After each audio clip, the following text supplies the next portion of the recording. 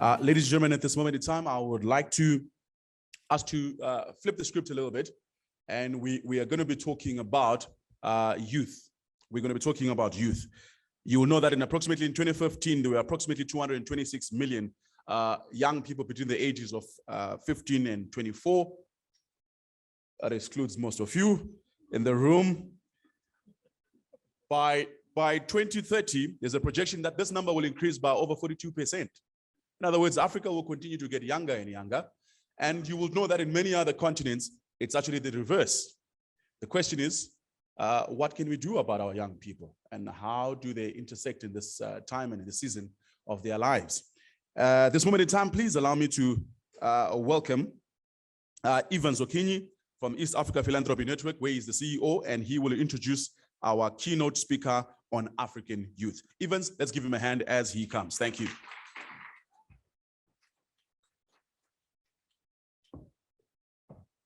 I'm trying to be young, eh? One of the most painful things, Chief, that I've had to deal with over the last 1 year is the fact that I'm painfully transitioning away from that youth cadre. It's a painful thing. So we have an interesting session ahead of us. Let me just start by giving a brief on how the afternoon will look like. Then I'll take a few minutes to set the context as I introduce the speaker that will take us into the conversations about the youth. So one, just check with us if the online community is comfortable in terms of the sound and all that, because we don't want them to miss anything. We will then break out into 3 groups. The first group will be looking at youth giving, this side of the room. Of course, they'll do the partition. The other side of the room will get into youth participation. And then the room, the other side, forgetting the name, will be on youth education and awareness. Allow me start by picking it from where Halima stopped. And she asked us a very interesting question. And the question was around how do we position our power in a way that is in solidarity? And I think that's one of the issues that we really want to dive deeper into in the youth conversation that we are about to start. In the morning, we talked about the whole conversation around climate change. We now want to talk about youth. Later tomorrow, we'll be talking about technology and systems in philanthropy's practices. And I want to just quote one of my great sources of knowledge, that is Joseph Benziger. And he says, if we can save the youth energy from being dissipated by negative tendencies, if we can harness it for the right purpose, if we can be honest towards our youth, and if we can give them proper orientation, I am very sure they would bring about universal harmony and establish global peace. And we all know that with peace comes economic stability and development. According to UNICEF, in the next 35 years, they are saying that 1.8 billion babies will be born in Africa. The continent's population will double in size, and that population will be under 18 population. And that population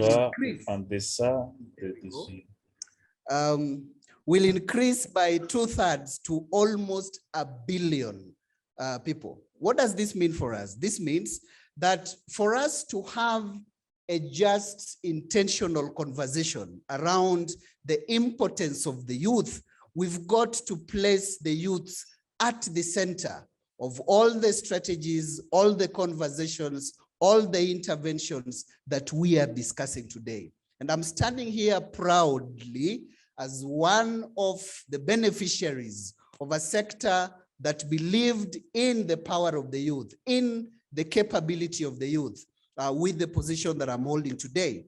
And so there are 3 critical issues that we have to look into as we have this conversation. One is about the participation of the youth. I think we've got to be very intentional in ensuring that the youth participate in the many conversations and interventions that we are talking about today. They've got to be at the center of those innovative solutions that we can discuss. We've got to tap into that energy that they have. The second thing is around the giving that is taking place within the youth. And we have a continent that is really growing in the youth population. If you look at all the reports, the AFDB report of 2011 suggested that the youth giving and the youth volunteerism is one of the biggest emerging opportunities that we need to tap into if we are to build a future that is pegged on the energy and enthusiasm that exists within the youth population.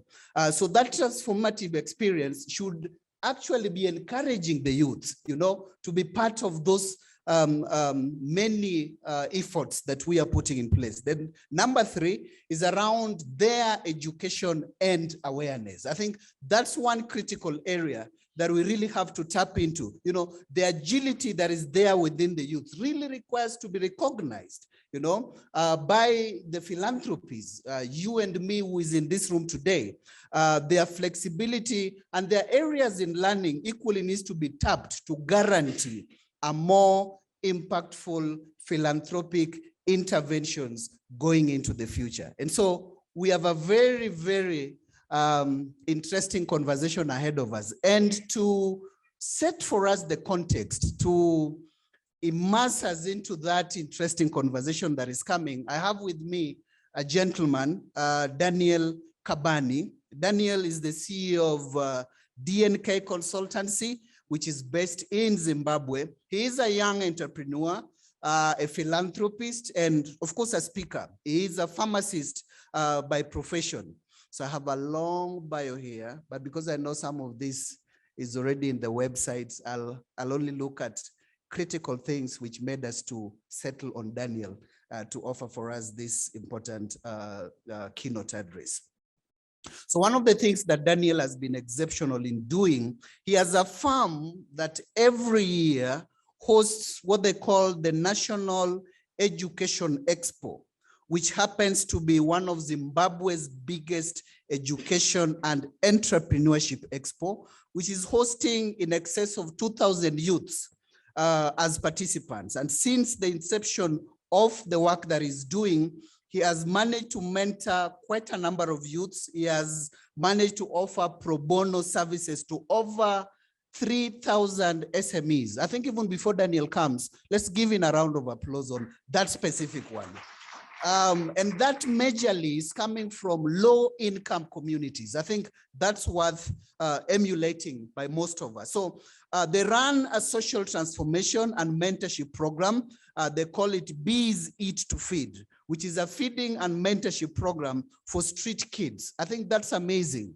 And these are some of the things that as a sector, as a group, as philanthropies, the stories we need to tell, the interventions that we need to amplify and scale up in our respective individual efforts. And so it's my humble pleasure and honor to welcome Daniel. Daniel, the last time I checked, I didn't see you. Here you are. Give this gentleman a round of applause as he comes. Thank you.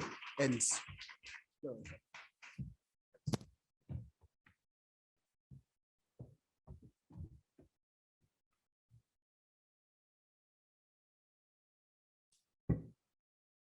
thank you so much for that warm introduction.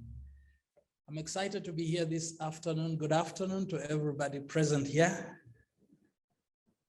Okay, one of the things I do is team building sessions for companies. So let's see if we can do a little exercise before we dive into our presentation. Just turn to your neighbor and stop scaring your neighbor. So turn to your neighbor and smile.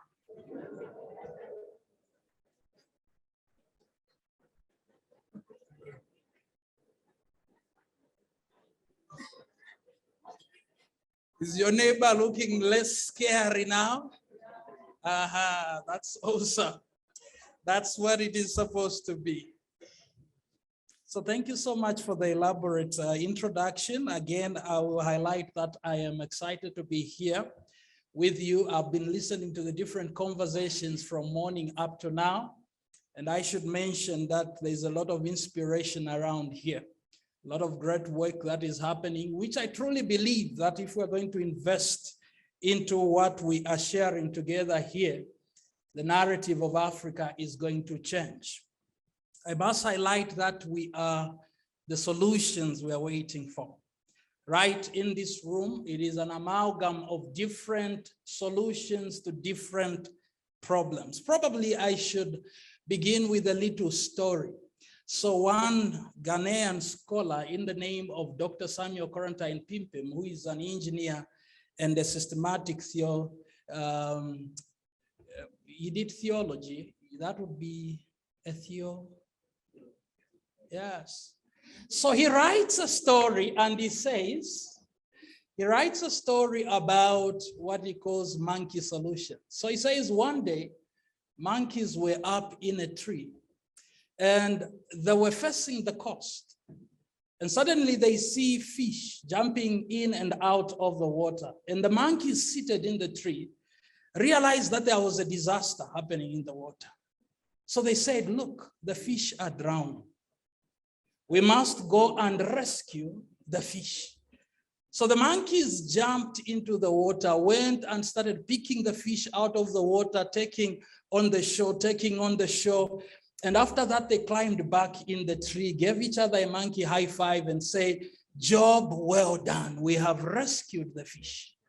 By the time they wake up, they are going to thank us. Unfortunately, the fish never woke up, because the monkeys introduced a monkey solution to a fish problem.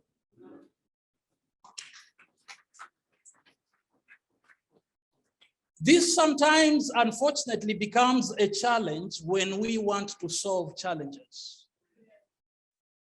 Copy, cut, and paste kind of solutions, which are not adapted to the environment, to the things that are obtaining, have a way of turning into becoming monkey solutions. So right from the start, I would challenge you that we are meeting here, I presume, for us to be able to not just copy and paste solutions from anywhere, but to brainstorm and come with home-tailored solutions to the problems that we are facing. And I want to read a quote by Oliver Tambo. You have Oliver Tambo Airport around here. He says, the children of any nation are its future. A country, a movement, a person that does not value its youth and children does not deserve its future. When you don't value your youth, you don't deserve your future, because the youths are the future. The harvest of any farmer sits in the nursery. And it is with what intent, with what concentration, with what investment that you make in your nursery, to the same extent that will determine your harvest. And this is why Africa must begin to pay particular attention to the youths. Because without investing much in the youths, without paying attention to the youths, without mentorship and grooming, the future of Africa is doomed.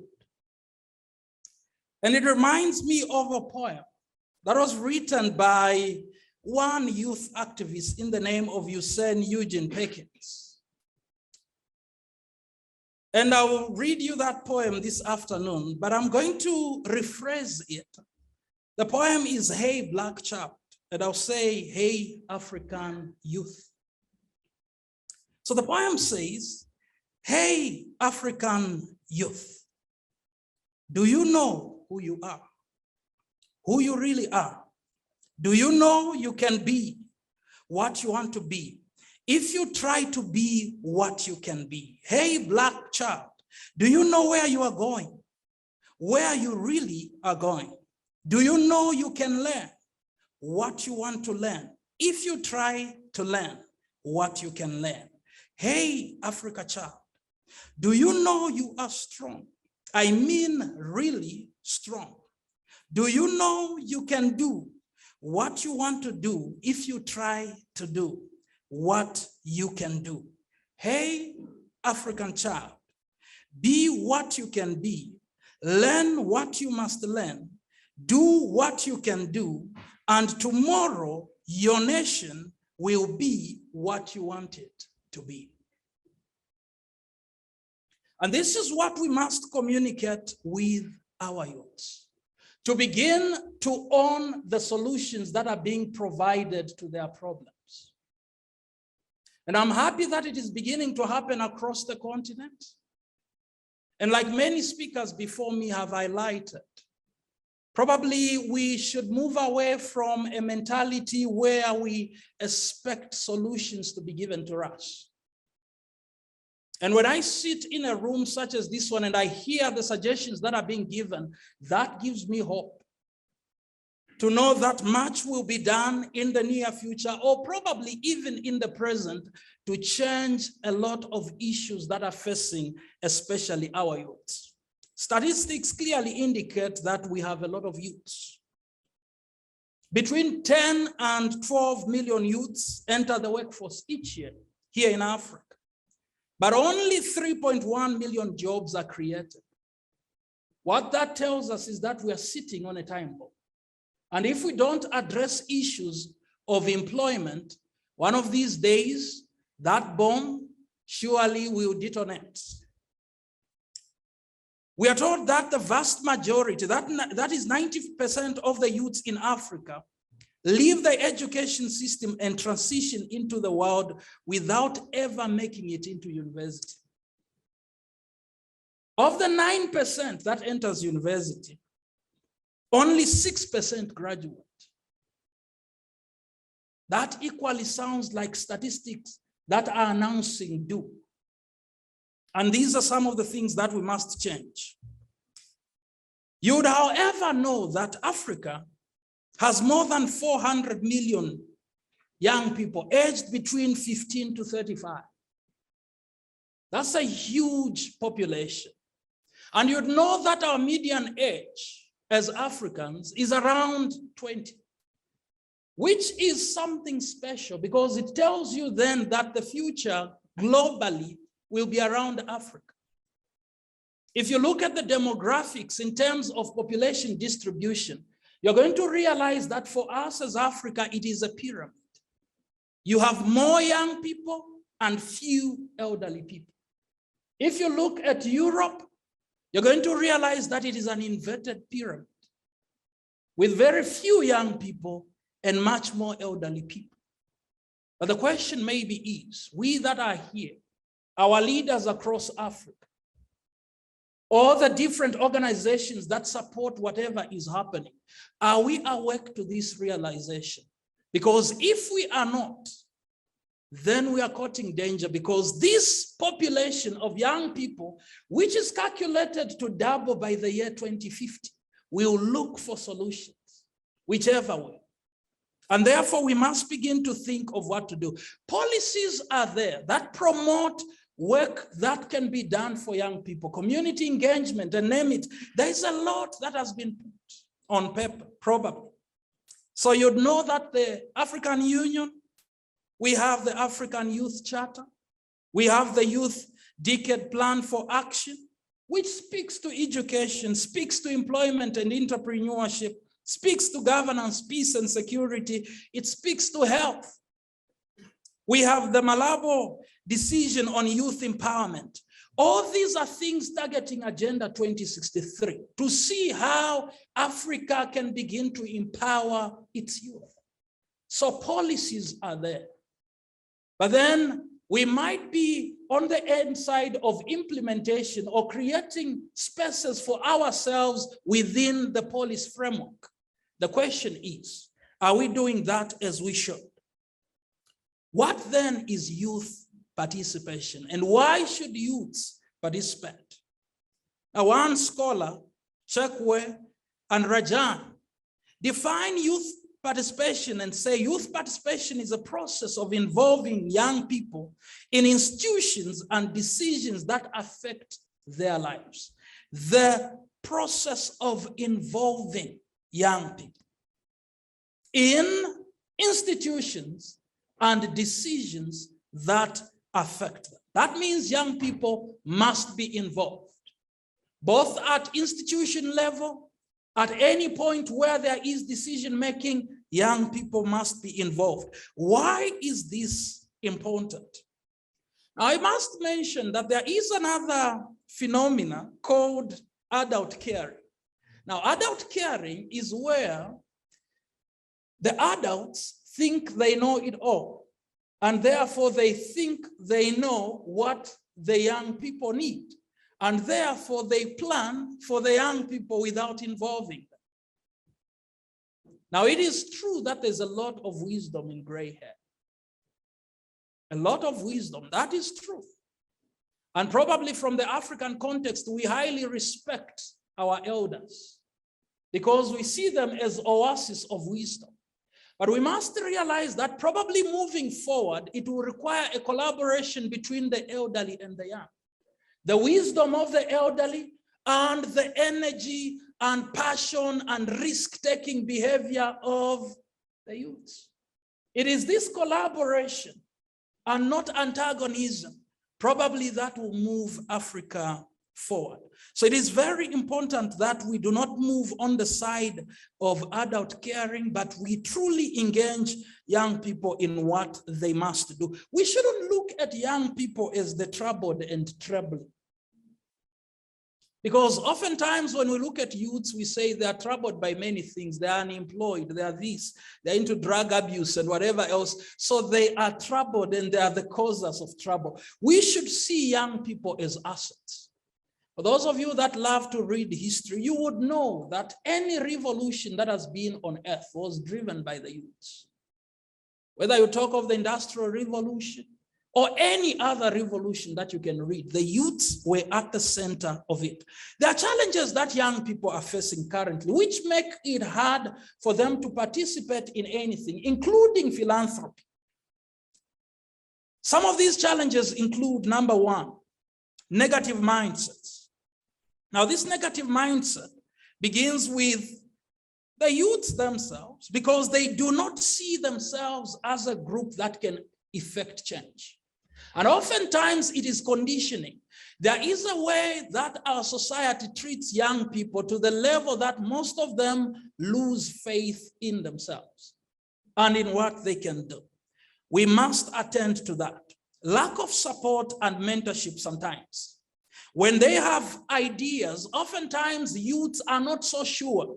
They may need support and mentorship and encouragement that what they are doing actually is the right thing. And I want to believe that depending at what age we are, we would have passed through that age of uncertainty, where you doubt whether the career you have chosen is the right one.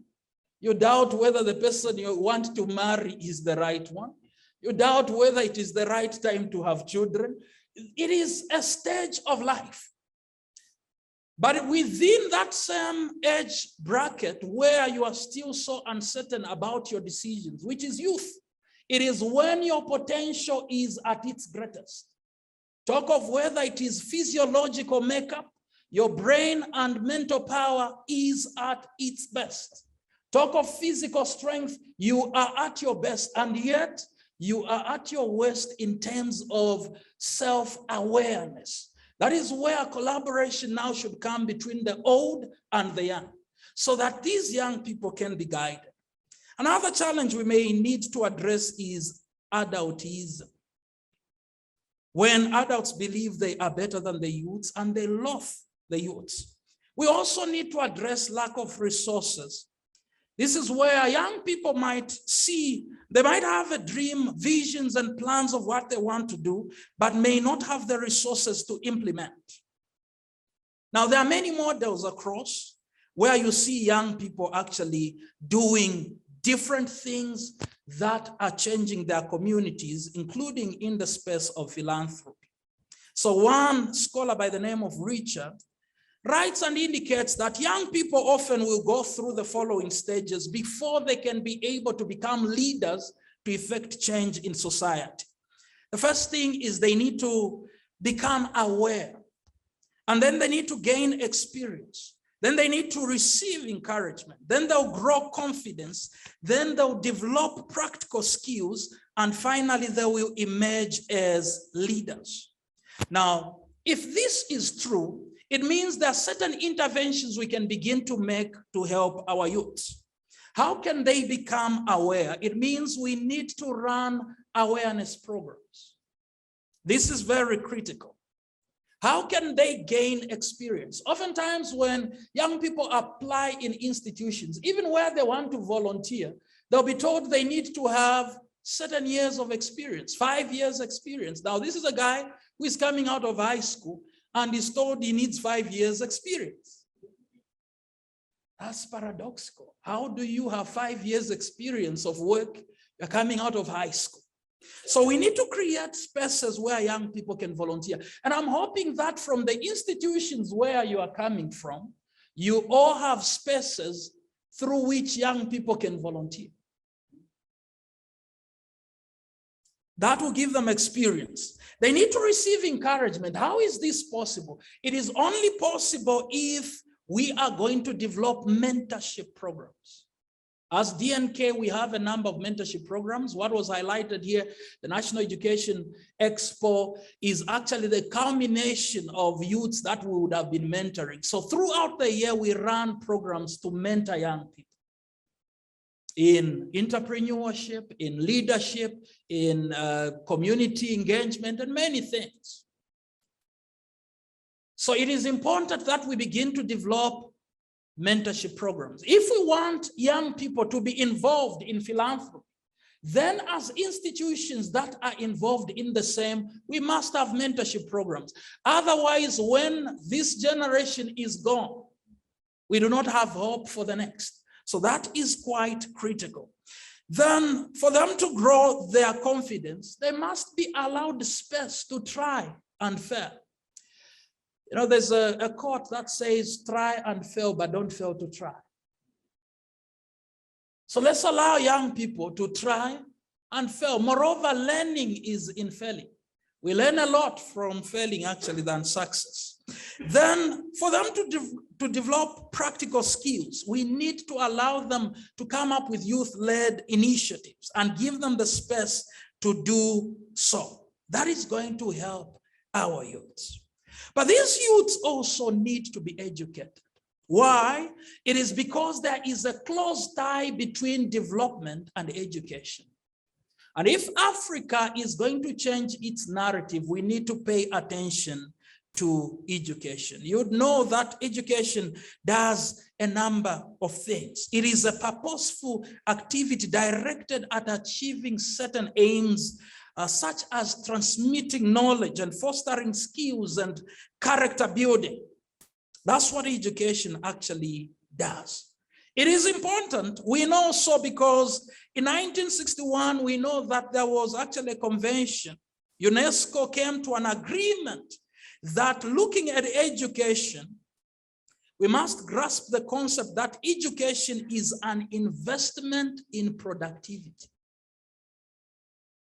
And education provision should be planned continuously in relation to manpower needs at all times. Why? Those of you that have done developmental studies would know that there are theories of development. 4 of them mainly, if you sum them up. We have the classical cyclic theory. This was propagated mainly by the Greeks and the Romans, who believed that when you talk about development, what happens is that, you know, things come, things go. Nations come, nations go. So development is a cycle. Things come, things go. Then you have the Augustinian Christian theory that looks at the doomsday and say, look, all development is going to end in some doom one of these days.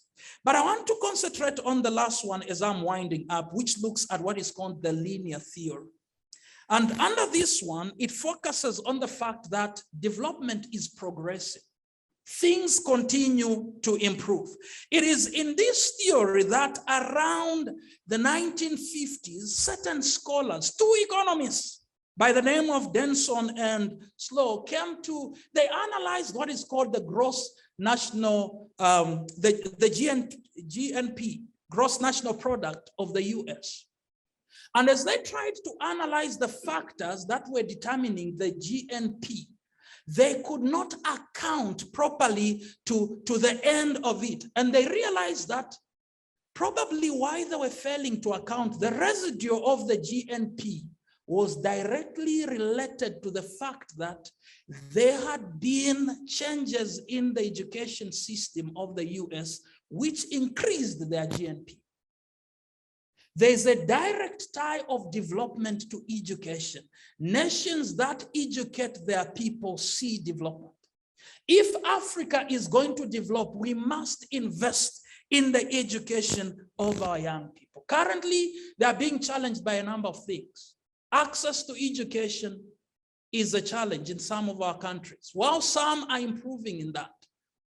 We also have another challenge, which is a challenge of quality. Access is one thing.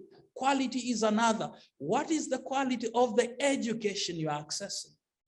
In some of the parts of Africa, not all, we have our young people still learning under trees. In some of the parts of Africa, we have our young people walking over 10 kilometers every day in the morning and back. And these are little boys and girls just to access education. These inequalities will not put us in the front seat. We must therefore choose to invest in the education of young people. We must invest in our teachers. And talking about our teachers, we must begin to see continuous professional development programs.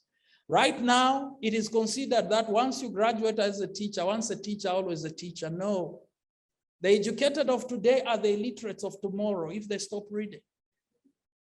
We must understand that life is dynamic. What that means is the challenges we have today or the challenges of tomorrow will not be solved with the solutions of today. I've observed when you go in the medical sector where I come from, you can't renew your license without demonstrating that you actually went through continuous professional development. Through the year, what new skills did you attain? Why? It is because we are now training young people that are facing a digital revolution. If these are going to be taught by teachers who graduated 30 years ago, 20 years ago, and have not improved their skills, to be able to teach these young people skills that are relevant to this time, we will graduate young people that cannot solve today's challenges.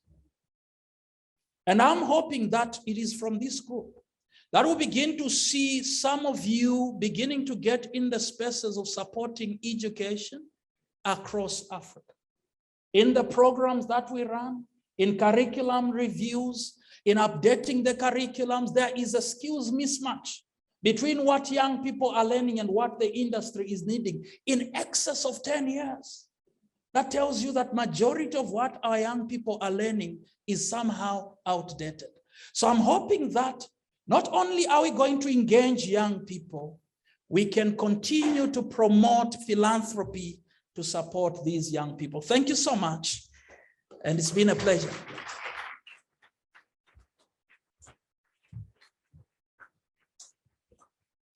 Well, ladies and gentlemen, the stage is set. The thoughts are provoking. I was listening to Stanley and I was thinking to myself, wow, what great provoking thoughts he has brought to the room. More so because he sounds like a cross between a preacher and a politician. So it's the perfect mix in African politics, you know, a little bit of illusion there, a little bit of reality there, and just keep it going. But really thought-provoking and appreciated. Earlier on in your introduction, of course, you were credited to being working in Zimbabwe, but it's actually Zambia, right? Yes, because you know, if you're from Zimbabwe, without saying Oro somewhere in there, I was like, no, it can't be.